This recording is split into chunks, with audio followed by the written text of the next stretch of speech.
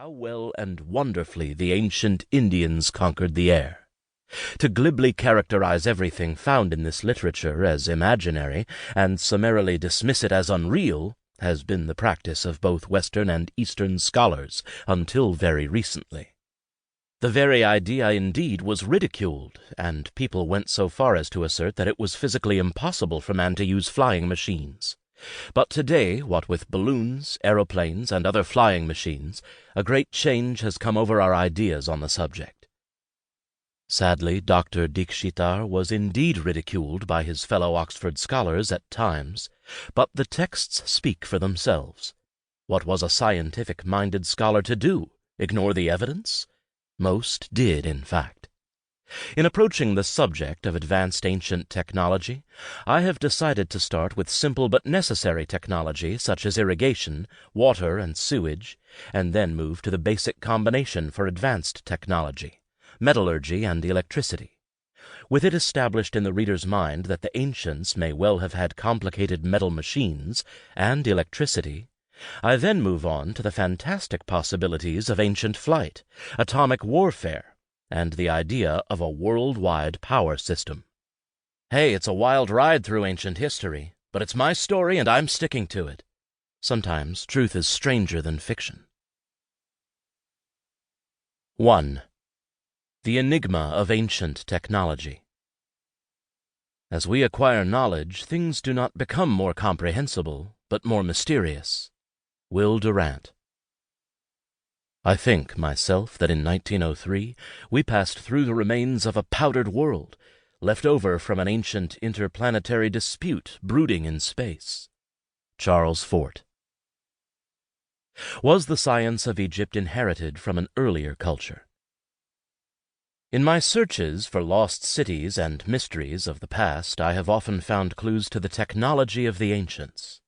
These clues can be in the form of depictions of ancient devices in rock paintings or carvings, such as the electric devices at the Temple of Hathor in Egypt, or as small models of devices, such as the miniature solid gold airplanes at the Bogota Gold Museum, or in the stories from ancient texts, such as the Ramayana or even the Bible.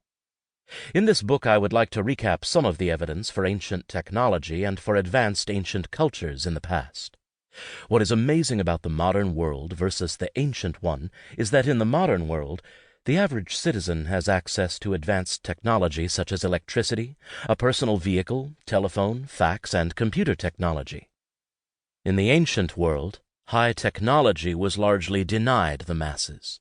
In fact, it was often used in temples and ceremonies to gain power over people by amazing or terrifying them. This was part of worship and mystery.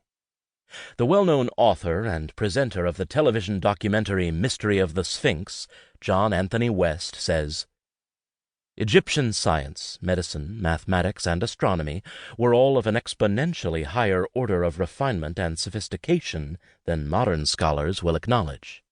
The whole of Egyptian civilization was based upon a complete and precise understanding of universal laws, and this profound understanding manifested itself in a consistent, coherent, and interrelated system that fused science, art, and religion into a single organic unity.